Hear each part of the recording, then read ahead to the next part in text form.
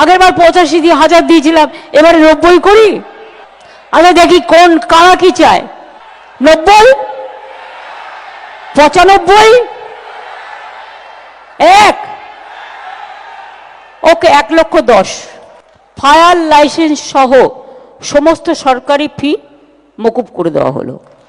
যারা প্রকৃত সনাতন হিন্দু ভারত প্রেমী তারা মমতা ব্যানার্জির যতই ঘুষ দিন আপনি, পুলিশ গিয়ে বলে পারমিশন দেব না, টাকা দিতে হবে।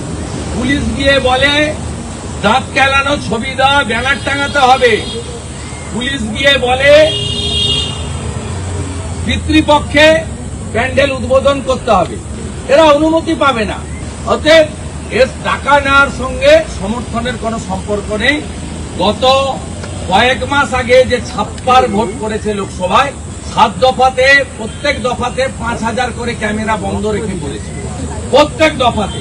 সেখানে শহর এলাকায় কলকাতা পুরো এলাকার 54টা ওয়ার্ডে যাদবপুর, দক্ষিণ এবং উত্তর কলকাতা মিলে তৃণমূল হেরেছে। 77টা পুরসভা কর্পোরেশন, শিলিগুড়ি কর্পোরেশন হেরেছে, হাওড়া কর্পোরেশন, আসানসোল কর্পোরেশন হেরেছে, দুর্গাপুর হেরেছে। আপনি যদি তালিকা দেখেন হেরেছে। এবং আমরা 77 আর কংগ্রেস সিপিএম জোটের তারাও 5টা পুরসভাতে লিড আছে। স্বাভাবিকভাবে এসব করলে কোনো লাভ হবে না।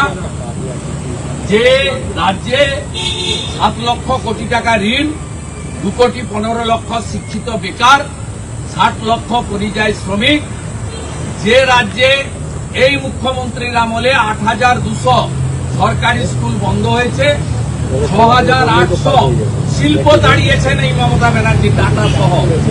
আর যাই হোক, কোন সুস্থ মাথার লোক তিনি মমতা ব্যানার্জিকে 26-এ ভোট দেবেন, নিশ্চিত থাকুন।